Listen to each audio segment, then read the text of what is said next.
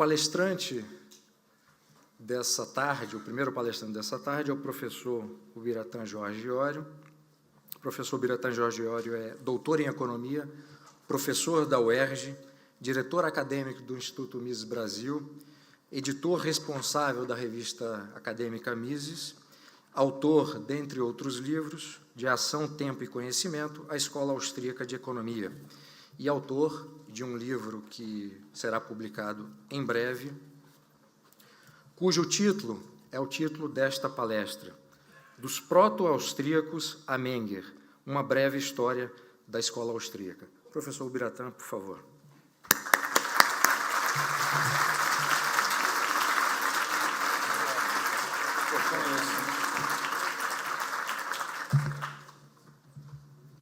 Boa tarde a todos. Espero que tenham almoçado bem e que não durmam durante a minha apresentação.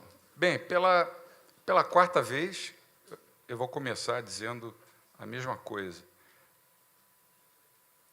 Há 7, 8 anos atrás, seria muito difícil imaginar um evento como esse aqui, um evento sobre escola austríaca. A gente lutou muitos anos sozinho pela difusão dessa escola e, a cada ano, eu vejo, a cada evento desses que o Mises organiza, a cada conferência, eu vejo um número maior de pessoas e o que me impressiona muito, uma quantidade muito grande de jovens. Eu creio que, na quinta conferência, nós temos que pensar, Hélio, em realizá-la, talvez, no Itaquerão. Pelo menos assim se encontra uma utilização correta para aquele elefante branco pago com os recursos dos pagadores de tributos desse país. Bom, dito isso, eu passo a apresentação, mas antes eu queria dizer uma coisa. O que me levou a escrever esse livro?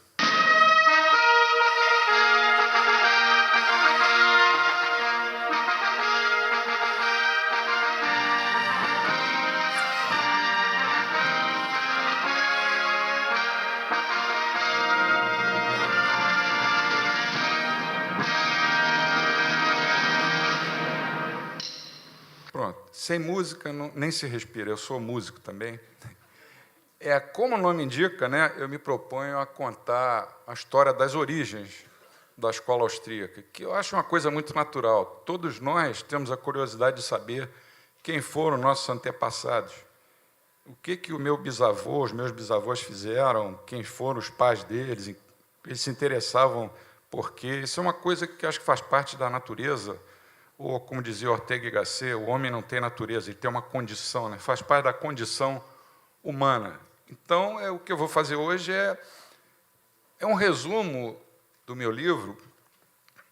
Esse é o sumário do livro. Eu agradeço aqui, pessoalmente, ao professor Fábio Barbieri, que escreveu o prefácio, meu amigo e colega Fábio Barbieri, que eu admiro muito. Agradeço também ao Alex Catarino, que momentaneamente está ausente, mas escreveu o proêmio. Eu usei essas palavras assim estranhas, proêmio, exórdio, pós-fácil, porque o livro está lá no século XV, XVI, XVII, então acho que coube bem, assim como esses arabescos aqui do desenho. Agradeço também ao professor que escreveu o prefácio, professor português José Manuel Moreira, da Universidade Católica do Porto. E o livro tem essa conotação. Como vocês veem, são 12 capítulos, é muita coisa para eu resumir aqui. E, Bruno, esqueci de marcar o cronômetro. Vamos lá. Senão a gente se perde. Pronto. Não, já está rolando, já está com um minuto. Bom, então eu vou fazer o seguinte, tem autores mais conhecidos e tem autores, obviamente, menos conhecidos. Eu vou tentar me fixar mais nos autores menos conhecidos, que são, talvez, Bandini, Galliani, Delfico, os italianos, né? E o espanhol Jaime Balmes, Gossen, e Molinari é mais ou menos conhecido, mas autores como Jean-Baptiste Say, Bastiat, o próprio Menger, são mais conhecidos. Então, conforme o tempo for passando, eu vou tentando controlar. Não sabia se ia ficar em pé, se ia ficar andando, como o Fábio ficou, ou se ia ficar sentado. Então, vou fazer as três coisas ao mesmo tempo. Tá, melhor sentado, depois do almoço. Queria pedir um banquinho para eu colocar os pés também. Bom, na primeira parte do livro, eu faço algumas observações que eu julguei importantes. É ótimo ter aqui a presença do professor Peter Buck, porque eu usei os seus insights, que são muito interessantes. A escola austríaca, ao contrário do que muita gente pensa, não é um corpo assim unificado de pensamento. E é um grande erro nós acharmos que ela seja. O professor Peter adverte isso, e é uma advertência que tinha sido, de certa forma, antecipada pelo historiador inglês Quentin Skinner, em 1959, quando ele escreveu, aspas, este procedimento de considerarmos a história como um sistema fechado dá aos pensamentos de vários escritores clássicos uma coerência e um ar geral de um sistema fechado, que podem nunca ter alcançado ou até mesmo sido feitos para alcançar.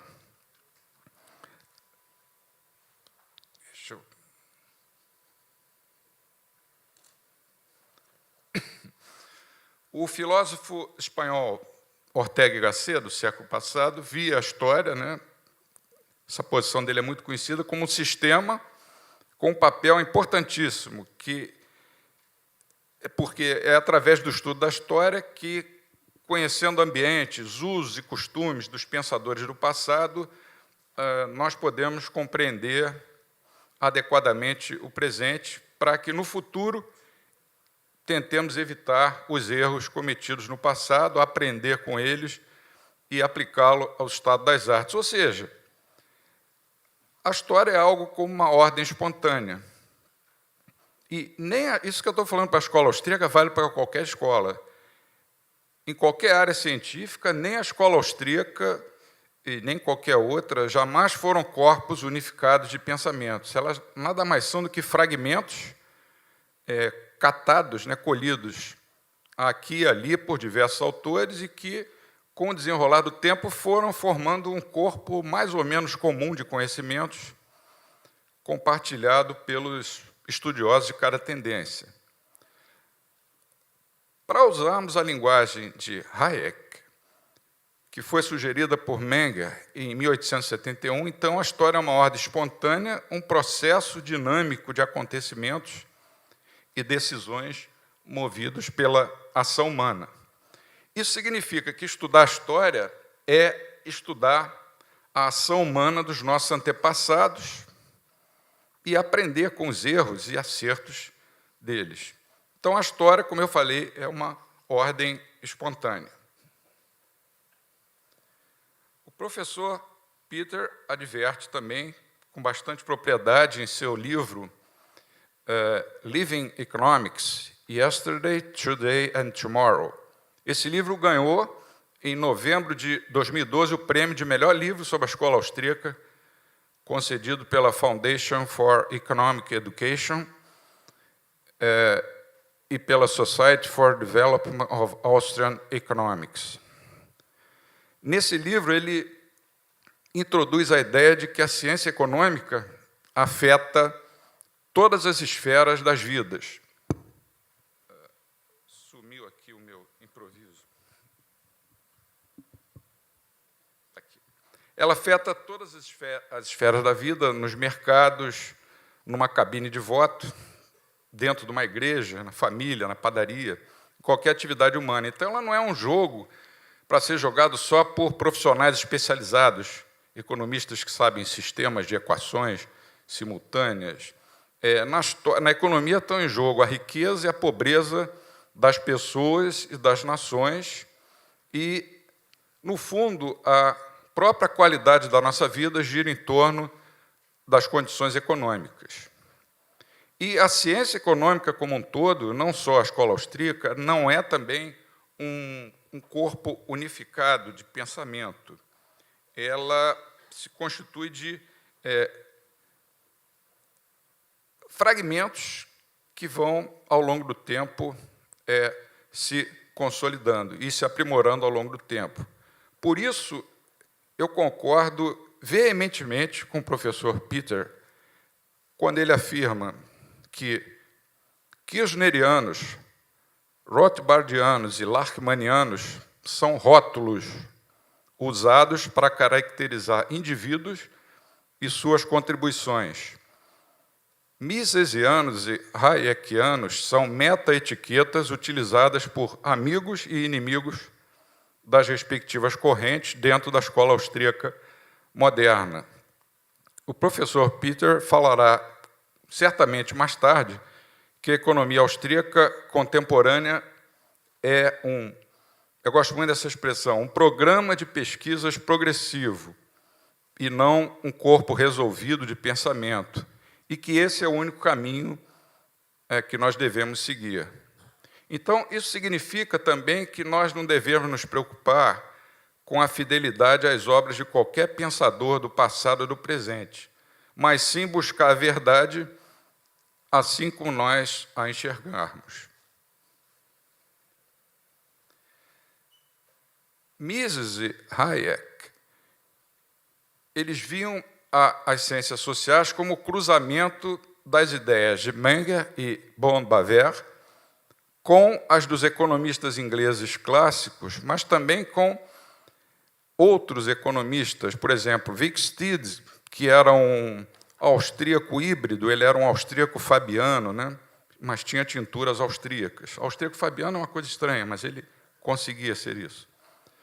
Com Wicksell, da escola sueca, que foi importante na formulação da teoria austríaca do capital e também dos ciclos econômicos, com economistas franceses como Turgot e Bastiat, belgas como de Molinari, italianos pouquíssimo conhecidos como Bandini, Galliani e Delfico, espanhóis como quase todos os pós-escolásticos, e no século XIX um economista praticamente desconhecido, nascido na Catalunha, portanto torcedor do Barcelona, que foi Jaime Balmes, que foi o cara que descobriu o princípio da utilidade marginal, 27 anos antes do Karl Menger.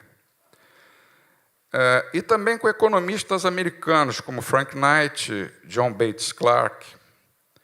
Então, Mises e Hayek, eles vislumbravam a ciência econômica dessa forma, e também que a atividade intelectual de um economista devia ser baseada nisso. E esse cruzamento entre diversas, vamos dizer, correntes e concepções não significa concordância nem consistência, mas simplesmente uma seleção que possa ser capaz de melhorar as concepções sobre economia. Para nós compreendermos um texto que foi escrito há 200, 300, 400 anos, nós devemos pressupor a compreensão tanto do que os autores desses textos queriam dizer quando escreveram, mas também a maneira que eles desejavam que suas ideias fossem interpretadas. Então, a capacidade de compreender um texto deve ser também a de compreender a intenção que deve ser compreendida e de como ela deve ser compreendida. Porque o autor, quando ele escreveu, ele queria comunicar alguma coisa, alguma ideia, alguma proposta. Logo, o objetivo essencial, principal de qualquer tentativa de compreender as afirmativas desse autor deve ser identificar ou tentar, pelo menos identificar essa sua intenção, que é complexa. Isso tem uma consequência. A metodologia usada ou apropriada para a história das ideias, ela deve se preocupar, antes de qualquer outra coisa, em demarcar o conjunto de comunicações que poderia ter sido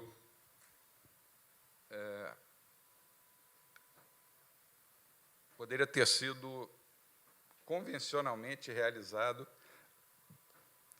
por ocasião do enunciado do autor. Existe uma coisa muito perigosa chamada mitologia da coerência.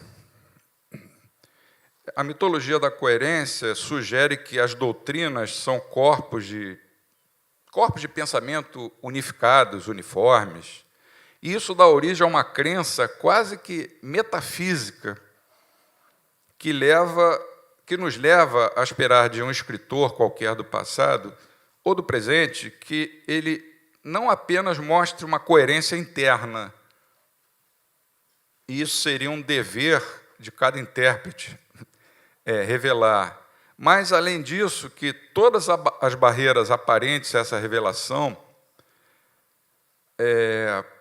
formadas por contradições aparentes que o trabalho desse escritor, ou autor ou pensador possa conter, não são barreiras de fato, simplesmente porque não pode existir contradições. Uma vítima constante dessa mitologia da coerência, inclusive por parte de muitos austríacos, é o próprio Hayek. Eu tenho lido muitas críticas a ele no sentido de que teria sido um social-democrata ou um intervencionista, o que leva essas pessoas a classificar o Hayek simplesmente como um teórico liberal do século XX. Mas a verdade é que nós não podemos nos esquecer que os pontos de vista dele, e principalmente o público para quem ele escrevia, e as circunstâncias da época, por exemplo, em que ele tinha 40 anos, em plena era dos autoritarismos, eram completamente diferentes dos pontos de vista dele, do público e das circunstâncias quando ele tinha 80, 85, 90 anos. O Skinner, então, sugere uma metodologia alternativa para o estudo das ideias, que é a seguinte: a compreensão de textos pressupõe a compreensão tanto do que eles tinham a intenção de dizer, de como esse significado era destinado pelo autor a ser tomado. O nosso Murray Rothbard lembra que em toda a obra de Mises está presente a tese de que são as ideias que fazem a história e não a história que faz as ideias. O grande Mises sabia que só ideias com bases sólidas podem, por exemplo, sustentar programas econômicos e políticos de ação que sejam capazes de alcançar os objetivos, os resultados desejados. E sabia, naturalmente, que as ideias derivadas de premissas falsas ou equivocadas levam a interpretações errôneas da realidade. Por exemplo, a atual crise da economia brasileira é atribuída à crise internacional que estourou em 2008, que é a interpretação oficial, né, da crise, como o Fernando de Manhã até sugeriu. Então, essas interpretações errôneas da realidade, essas ideias, vão resultar numa conduta, segundo ainda o Mises, que, palavras dele, não somente deixa de alcançar os objetivos desejados pelos autores, como também cria um estado de coisas que, do ponto de vista das avaliações destes, é menos desejável do que o estado de coisas anterior.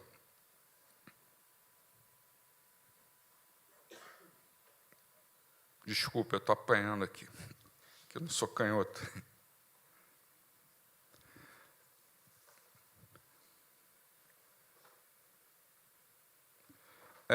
Paul Veyne, no livro Writing History, Essay on Epistemology, ele nega que a história seja uma ciência social. Ele chega a esse ponto.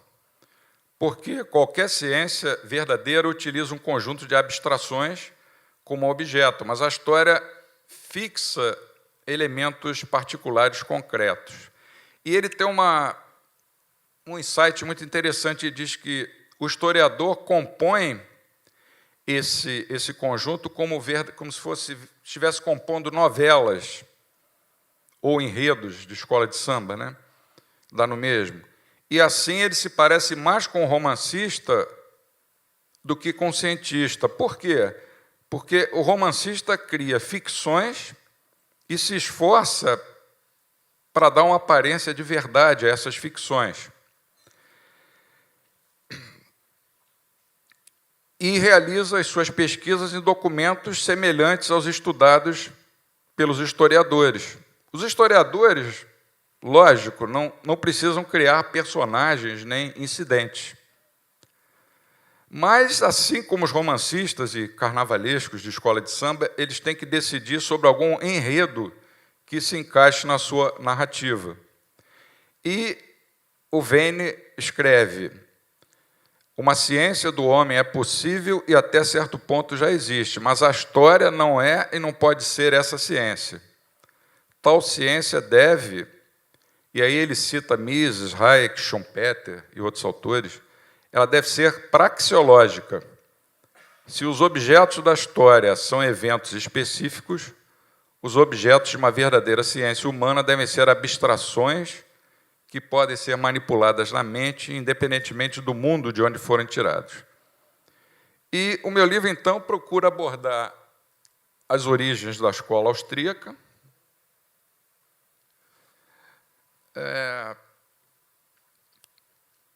e é bastante simples. Na verdade, é muito simples. Tem 12 capítulos e cada capítulo tenta percorrer ou descrever os principais pensadores que, no meu modo de ver, outro autor de um livro semelhante talvez colocasse outros personagens e retirasse alguns dos que eu coloquei, mas depois eu vou explicar qual foi o meu critério. Eles podem ser considerados como proto-austríacos, desde aqueles religiosos, padres e frades pós-escolásticos, especialmente na Universidade de Salamanca, na Espanha, até Gustave de Molinari, o pai do anarquismo de mercado, ou, como é chamado hoje, anarcocapitalismo. E termino o livro com o primeiro austríaco, verdadeiramente austríaco, puro sangue, que foi Karl Menger. E em cada capítulo, eu descrevo dados gerais sobre o autor, uma pequena biografia, mostro o seu pensamento e, no final, eu tento ressaltar os elementos austríacos da obra desse autor. Podemos passar, então, para os primeiros desses autores, que são relativamente conhecidos. Mas, antes, deixa eu mostrar aqui os critérios que eu usei para selecionar os autores. No meu último livro, de 2012, A Ação, Tempo e Conhecimento, eu tento mostrar que a escola austríaca pode ser resumida no núcleo básico e formada pelos conceitos de ação humana, tempo e conhecimento, que, por esse núcleo básico, ou desse núcleo básico, saem 3 elementos de propagação, que são os conceitos de utilidade marginal, o subjetivismo e o conceito de ordens espontâneas. E que daí você pode espraiar para as áreas, além de outras, por exemplo, como direito, você pode espalhar para filosofia política, epistemologia, economia, e chegar a essas. Eu não vou me deter em cada um por causa da restrição de tempo. Vou me prender mais ali na economia. Esse, então, é o título do livro, e esse é um pedido que eu faço.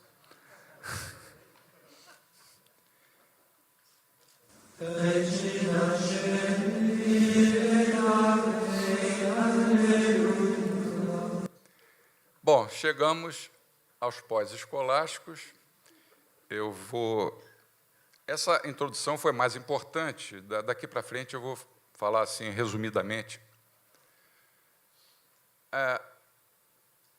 Os seguidores da tradição de São Tomás de Aquino foram, na realidade, os primeiros economistas.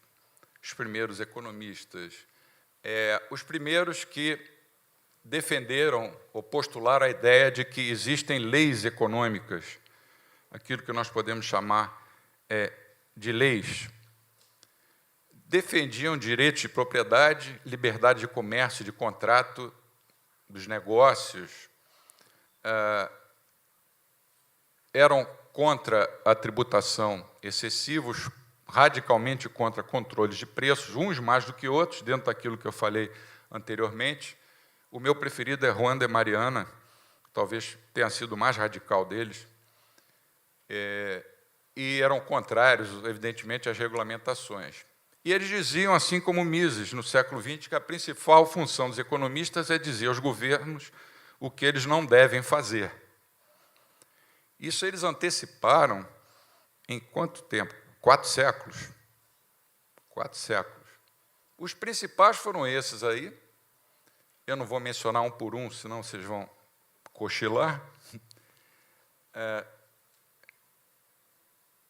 Tem um corpo comum, quando você junta todos eles, mas é claro que eram indivíduos e você encontra diferenças entre um e outro. Juan de Mariana,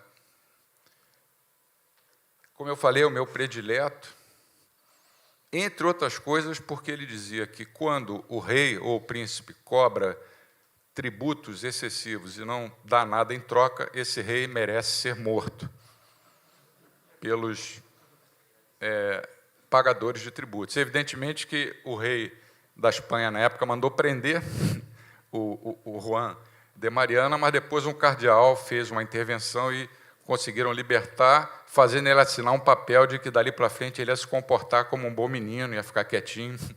Mas, mesmo assim, ele foi, por exemplo, o primeiro que se revoltou contra as touradas.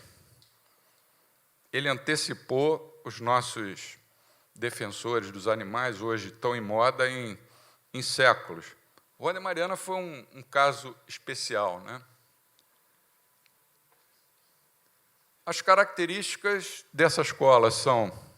Repara que todas são austríacas.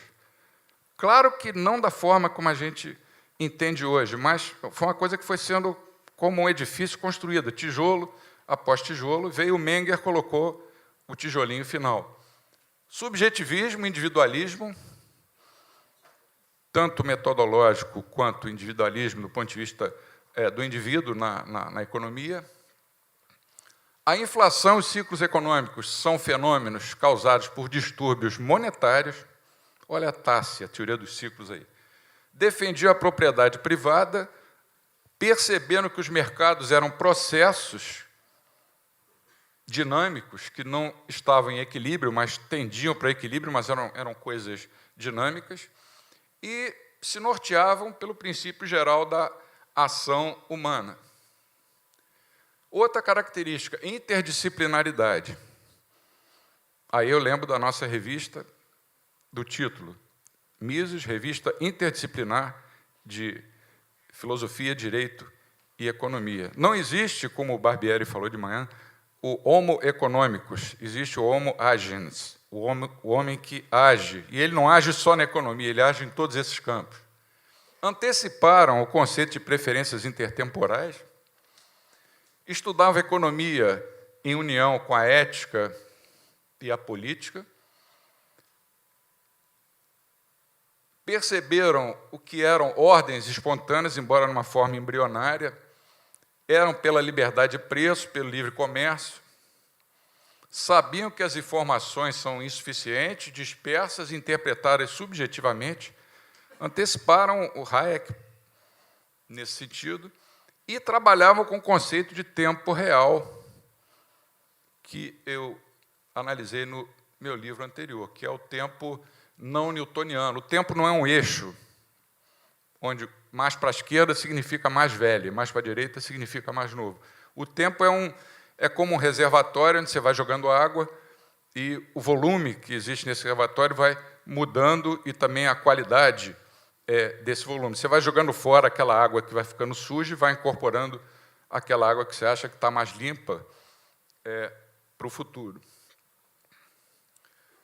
As principais conclusões da teoria econômica da Escola de Salamanca são, para simplificar bastante, dada a restrição do tempo, existem leis econômicas, e quando essas leis são desrespeitadas, isso é ruim para toda a sociedade.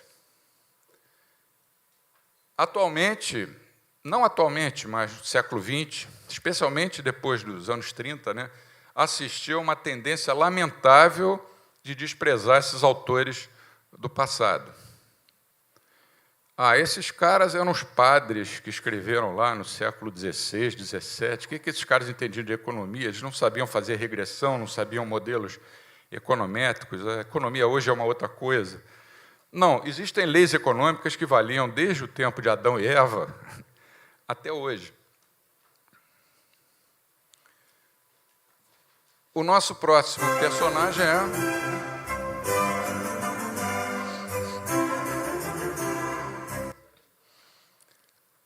um italiano de Siena, muito pouco conhecido no Brasil, em outros países, Salustio Bandini, Salustio Antônio Chioca, Bandini. Cadê? Esse, como é pouco conhecido, eu vou ter que recorrer aqui ao meu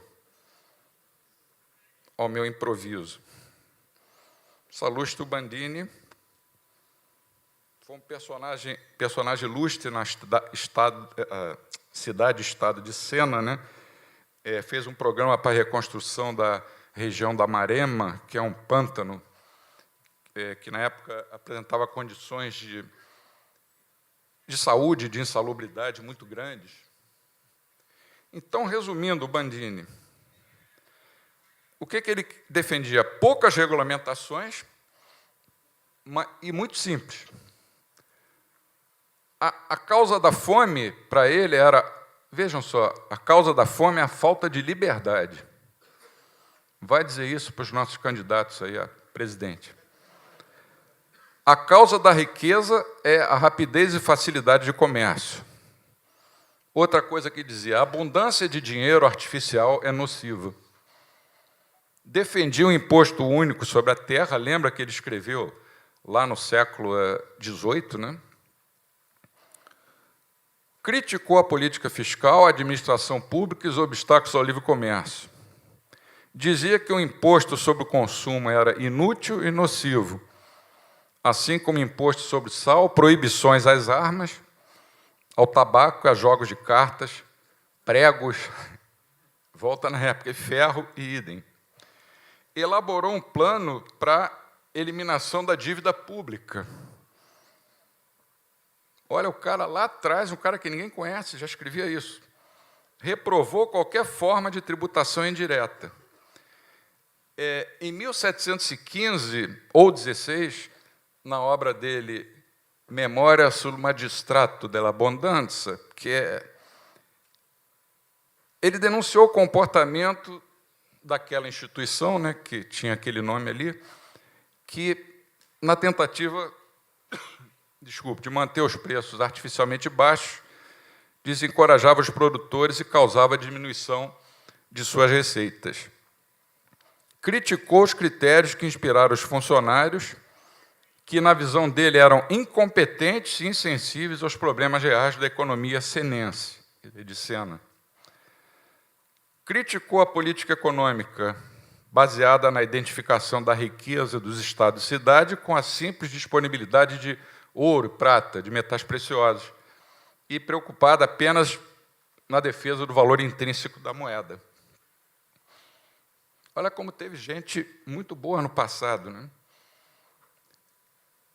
Reconheceu, assim como Menger, a importância da moeda nos processos de troca, estudou a natureza da riqueza e da função da moeda, com uma tese que ele dividiu com Bois-Guilbert, de que não era a escassez de moeda que provocava a queda dos preços, mas sim que preços altos eram consequência do excesso de moeda em circulação. Para muita gente, ele foi o criador das cambiais, que a gente chama hoje de letras de câmbio. Mas há uma controvérsia, italianos adoram esse tipo de coisa. Alguns dizem que não foi Bandini, foi Francesco Dattini, que foi um comerciante de Prato, né, nascido em Prato, que foi o cara que inventou o cheque. Até hoje eles ficam discutindo isso, eu li artigos publicados neste ano de 2014, não, foi Bandini, não, foi outro. não há nenhum indício concreto de que a cambial tenha sido inventada por esse Datini e não por Bandini. A sua tese de que, por exemplo, os fenômenos econômicos acontecem de forma independente e seguem leis próprias foi como que uma semente para o surgimento de um método científico para estudar a economia, que teve importância depois no surgimento das teorias como a fisiocrática e o laissez-faire. E foi um precursor direto do princípio da subsidiariedade, que é bastante ligado ao individualismo e ao pensamento descentralizador da escola austríaca, onde ele propôs o que ele chamava de décima. A décima era o imposto de distribuição que, claro, ia ser recolhido pelo Estado, mas depois ia ser repassado pelo Estado para cada comunidade, e os órgãos administrativos dessas comunidades teriam a obrigação de dividir essa receita entre todos os pagadores do tributo.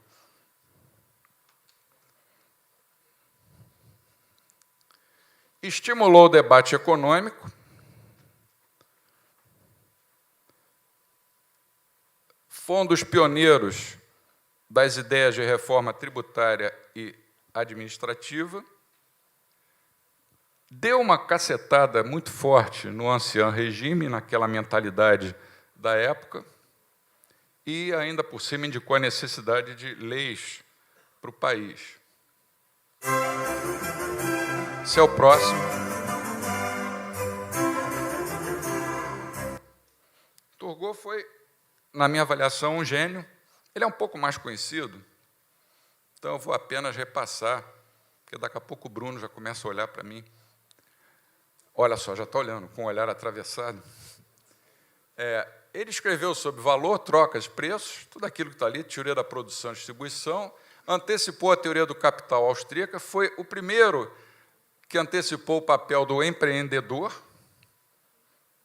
na economia do mundo real e teve um insight correto sobre poupança e taxa de juros. Sua teoria monetária também é bastante similar à teoria monetária que os austríacos inventariam depois, e, na minha avaliação, ele é um dos fundadores da ciência econômica. Quem fundou a ciência econômica? Todo mundo vai te dizer, Adam Smith. Eu digo, não, espera aí. Adam Smith pode ter feito o gol, mas ele recebeu o passe de alguém. E, a meu ver, ele recebeu o passe de dois grandes economistas. Um foi Turgot e o outro foi Richard Cantillon, que escreveram antes dele. Aliás, eu vou mais longe, eu digo que o verdadeiro fundador da economia como ciência foi Richard Cantillon, que escreveu o primeiro tratado abrangente sobre teoria econômica.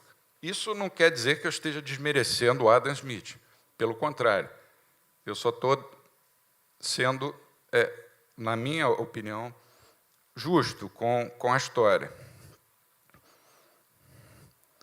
O nosso próximo personagem é Ferdinando Galliani, um napolitano que fazia parte do movimento, ficou conhecido como iluminismo napolitano, que também escreveu sobre aqueles temas ali, valor, utilidade e escassez, intuiu o princípio da utilidade marginal decrescente, e nessa obra della Moneta, eu tenho um pequeno resumo ali, quer dizer, sobre a moeda, né? Oh, meu Deus, com a mão esquerda não vai de jeito nenhum. Aliás, esquerda não vai nunca. Eu acho que eu vou trocar de lado. O Della Moneta é considerado uma obra extraordinária na história do pensamento econômico.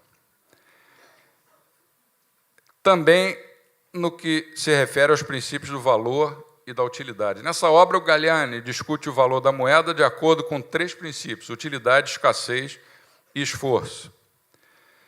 E dizia ele, o valor dos bens pode estar conectado com o custo de produção, como Adam Smith, mais tarde, e Ricardo sugeriram, mas, mais adequadamente, está conectado com a utilidade. Galliani também superou o paradoxo do valor, na sua declaração de princípios. Vou resumir. Sua teoria dos juros é uma coisa fantástica para a época. Os juros, para ele, não é um excedente, é um suplemento necessário para equalizar um serviço e seu contra-serviço. Equaliza dinheiro presente e dinheiro futuro. O nosso querido Bauer criticou a teoria de Galliani porque ele dizia que o italiano via os juros apenas como, palavras do Bauer, preço das palpitações do coração do credor, provocadas pela espera, aquela ansiedade, será que o cara vai me pagar? Como os credores da Argentina hoje devem estar sentindo. Cadê o Guilherme? O ministro Bauer enfatizou, na verdade, vamos falar a verdade, um aspecto da preferência temporal na questão da taxa de juros, que foi uma coisa que o Galliani negligenciou. Passando ao próximo, é o nosso Richard Cantillon, que foi um economista extraordinário, uma figura humana extraordinária, com uma vida cheia de mistérios, a começar porque não se sabe o ano exato que ele nasceu, né? Tem uma interrogação ali, e a circunstância da morte dele também pegou fogo na casa dele em Londres, mas há uma tese de que ele que mandou botar fogo na casa, porque ele estava sendo perseguido na época, e depois teria fugido para a América do Sul, não me lembro para que país. O Cantillon enxergava a economia como um sistema organizado de mercados interligados que operam no sentido de tender a um equilíbrio. Ele era banqueiro, ele ganhou muito dinheiro, e, como banqueiro, ele foi um crítico feroz do sistema de reservas fracionárias, coisa que os austríacos hoje defendem com bastante ardor. Sua visão do comércio e taxas de câmbio, comércio exterior e taxa de câmbio, era muito atual, do ponto de vista austríaco, assim como do sistema de preços. Ele foi o primeiro que antecipou a teoria austríaca dos ciclos econômicos. A teoria austríaca dos ciclos econômicos de Cantillon é praticamente a mesma hoje do que na época que ele escreveu. Ele foi lá, ponto por ponto, é claro que depois outros aperfeiçoaram, né? Por exemplo, ele disse que os ciclos são fenômenos reais, mas causados por fatores monetários. Foi o primeiro que enxergou, por exemplo, que a moeda tem efeitos diferentes no curto prazo e no longo prazo na economia, uma coisa que o Milton Friedman enxergou nos anos 50 do século passado. Cantillon já dizia isso no tempo que se amarrava cachorro com linguiça, né? como se diz. Eu sugiro que vocês leiam, tem na internet vários artigos do professor Mark Thornton sobre Cantillon, ele é um grande especialista em Cantillon, artigos excelentes, e ele também concorda com essa tese de que Cantillon foi o fundador da ciência, a esquerda não vai mesmo, da ciência econômica. E vamos lá.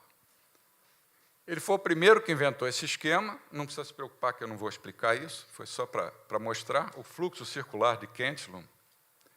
Foi o primeiro a publicar um tratado de economia cientificamente, que existe a tradução em português, né?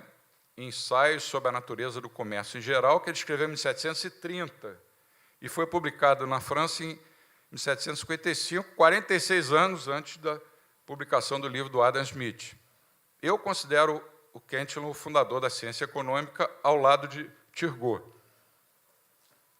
E vamos fazer uma concessão a Adam Smith também, que também influenciou os austríacos, mas eu não incluí no livro, depois eu vou explicar por que eu não incluí o Adam Smith, para desespero de alguns amigos meus, entre eles o Alex Catarino.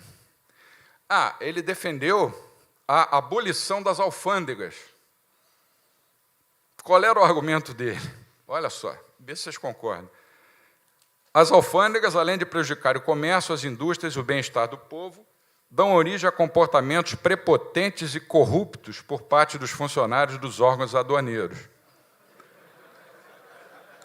logrando, além disso, o erário, quer dizer, o tesouro, e provocando a necessidade de maiores tarifas de importações no futuro. E esse racionamento, né, que foi onde ele escreveu isso, segundo o professor Vincenzo Clemente, acabou dando origem à promulgação de uma lei em 16 de maio de 1810, no sentido de se abolir as alfândegas. O próximo autor é muito conhecido, é Jean-Baptiste Say. Isso aí, basta dizer uma coisa sobre ele, que é... Ah, não, é o Délfico. Ué, cadê o... Me perdi aqui, estou preocupado já com a hora. Ué, cadê o Délfico? Ah, tá. Eu troquei tudo. Quem defendeu a abolição das alfândegas foi Délfico. E não Cantillon. É um artigo desse ano, publicado pelo professor Flávio Felitti, que é do conselho editorial da revista Mises. Ele me mandou esse artigo, ele é um especialista em Délfico, né? A liberdade é uma condição natural e, portanto, segue-se que a conformidade com as leis da natureza é condição necessária para a realização da perfeição natural. Já falei sobre as outras coisas. Naquele último item dela, preferência de excesso, ele defendia simplesmente uma coisa que, na época, era complicado defender. Ele defendia a igualdade entre os sexos, que as mulheres eram iguais aos homens. Então, ele antecipou. O próximo, sim, é o nosso Jean-Baptiste. Viu?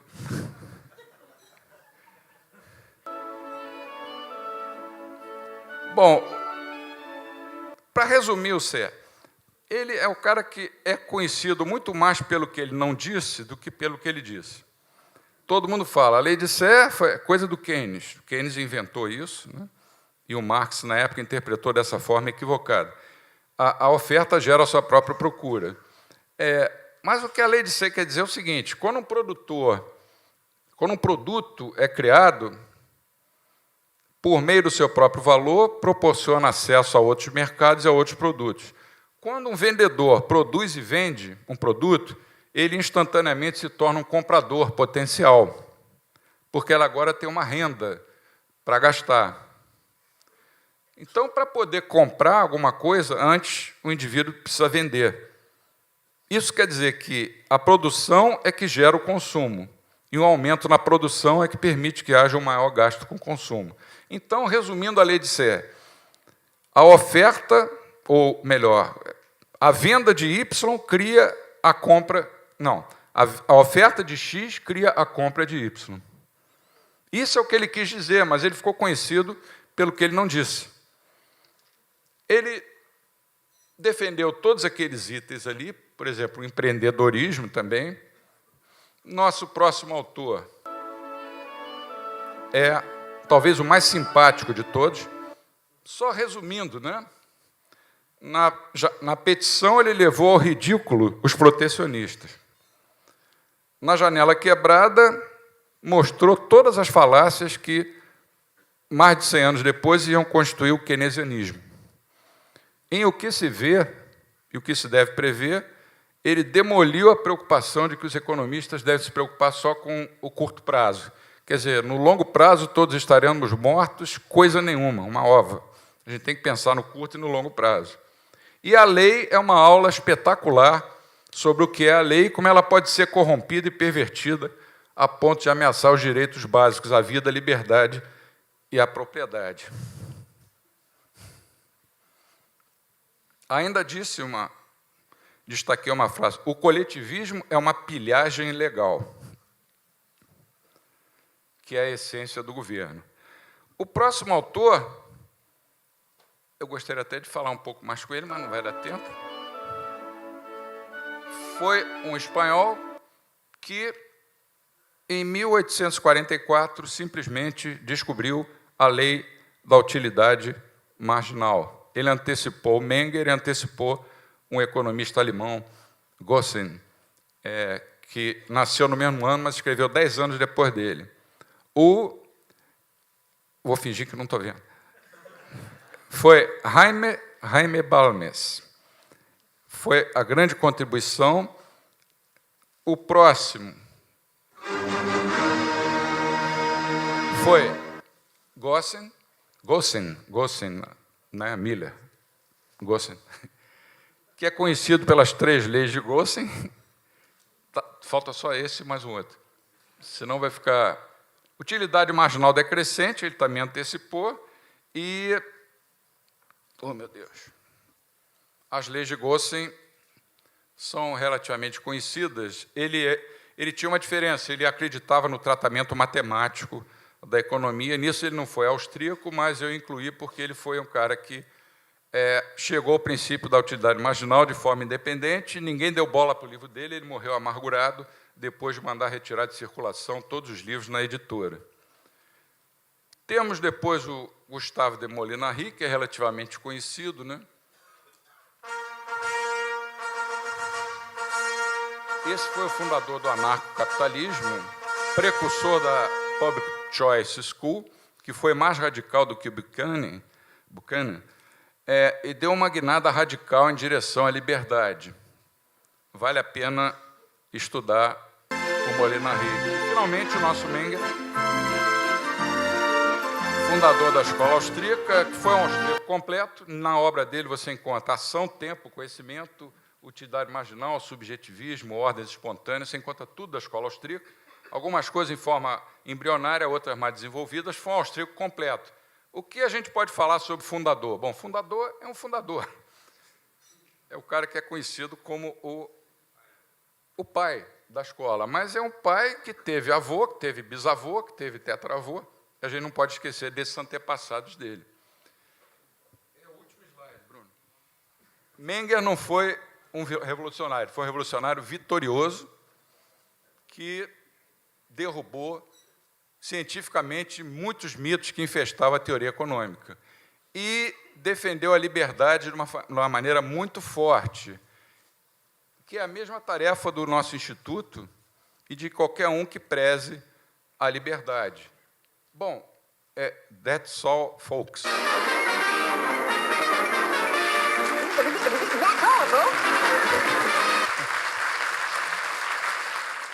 Professor, tem uma pergunta aqui que talvez seja dúvida de mais do que a pessoa que fez a pergunta, e eu vou começar por ela porque as outras estão baseadas, algumas outras estão baseadas nisso. Então, essa pessoa pede para o senhor explicar o que significa escolástico e pós-escolástico. Escolásticos foram os seguidores mais diretos de São Tomás, né? Para não me alongar muito, eles eram, por exemplo, contra a cobrança de juros.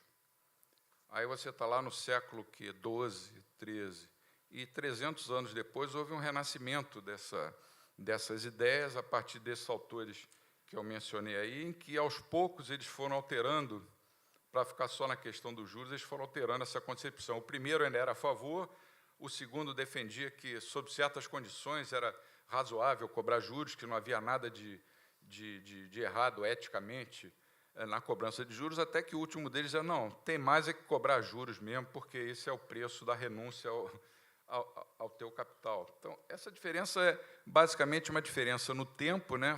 Como foi evoluindo o pensamento escolástico.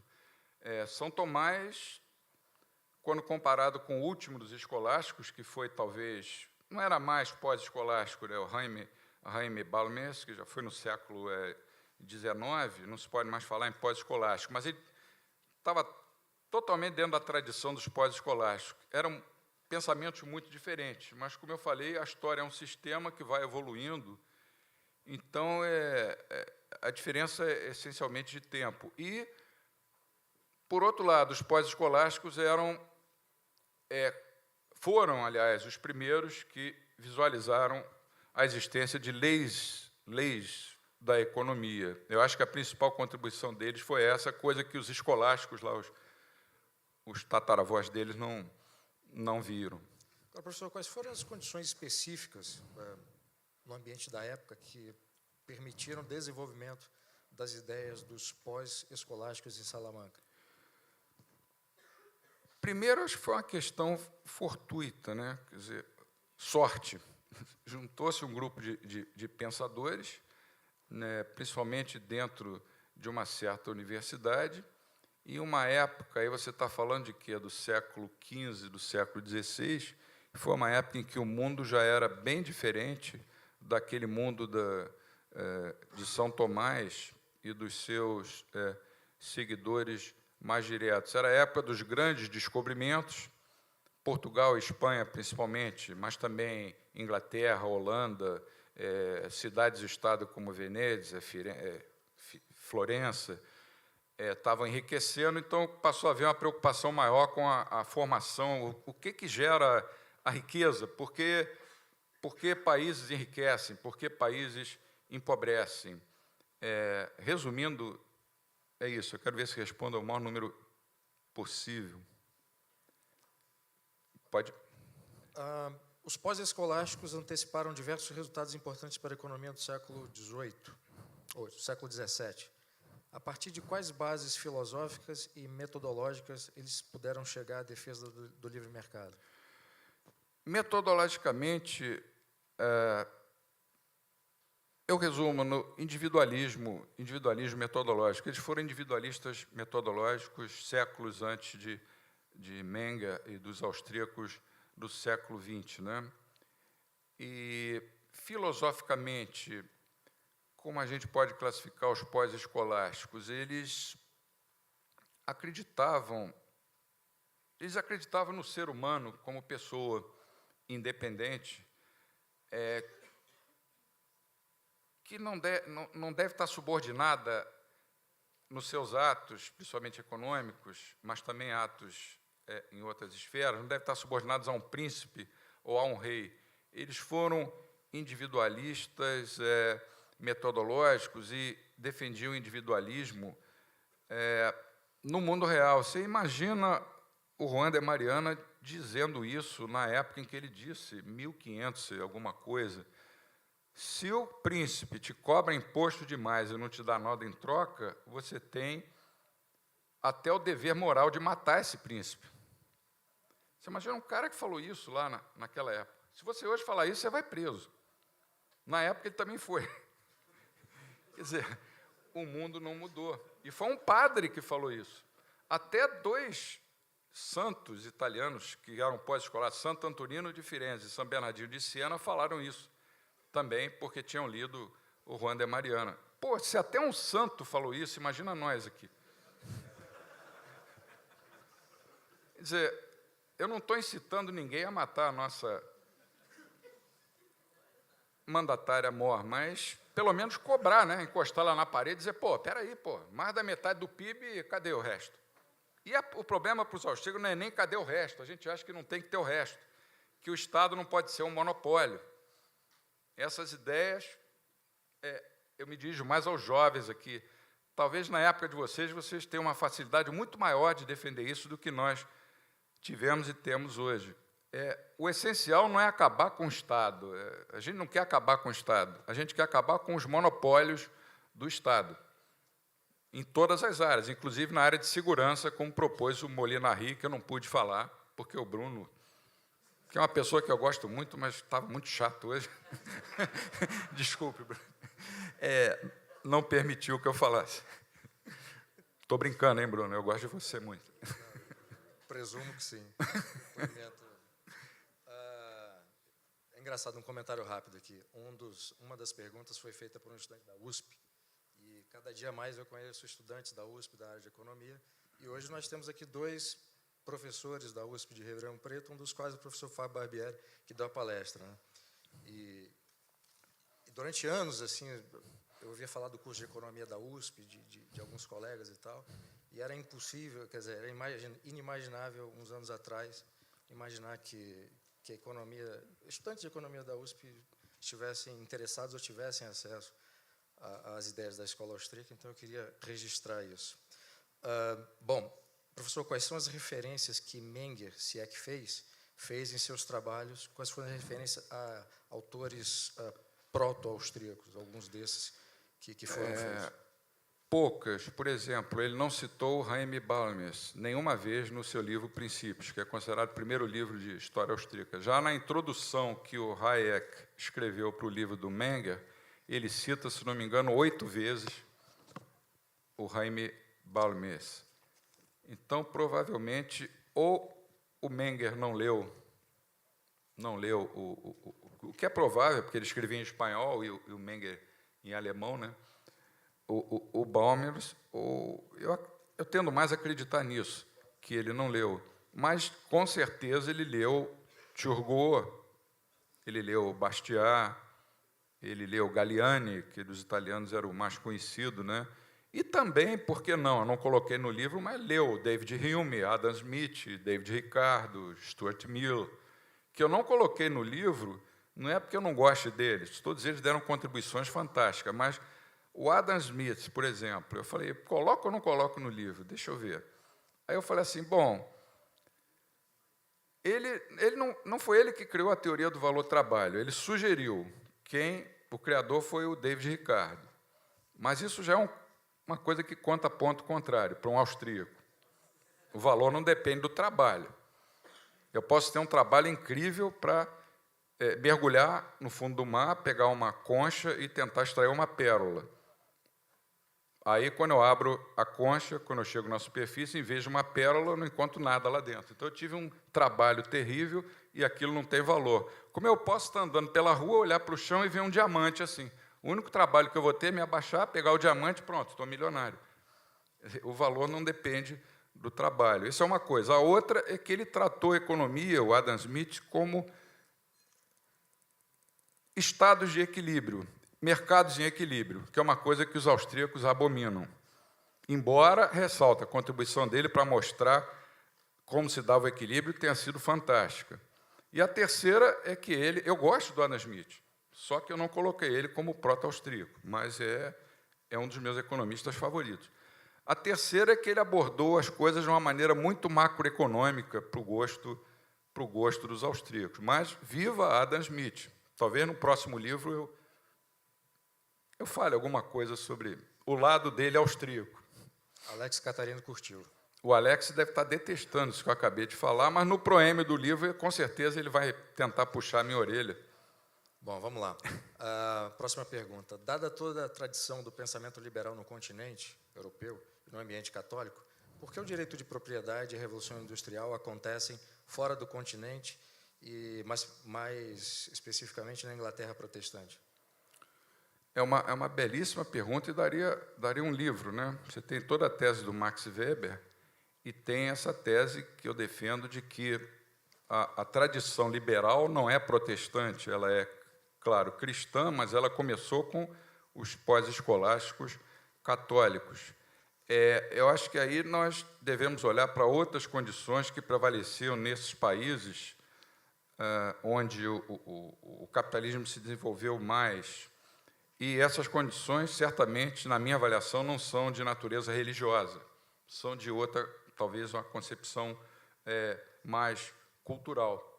Quer dizer, há países católicos capitalistas, há países que não são católicos capitalistas, como a Venezuela é um país católico e hoje é socialista, como há também você tem de tudo, né? Quer dizer, eu acho que não é só pela religião, acho que até um erro a gente enfocar só pelo lado da religião, mas o que a gente pode enfatizar é que a tradição da escola austríaca é uma tradição marcadamente continental.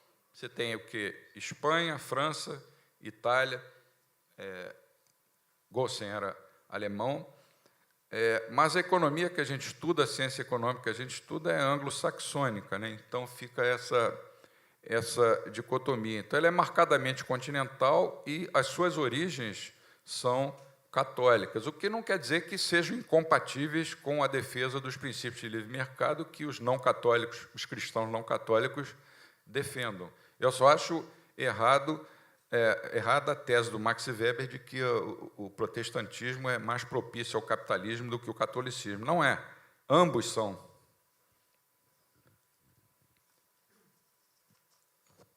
E lembrando que, se não fosse a senhorita Ana Bolena, a Inglaterra seria católica até hoje, né? Até hoje. Bom, muito bem. Eu vou ter que encerrar. A última que eu vou poder falar, porque não é uma pergunta. Vou deixar meu e-mail. É uma sugestão. Eu vou passar as perguntas que não foram respondidas para o professor, e a última intervenção minha é uma sugestão.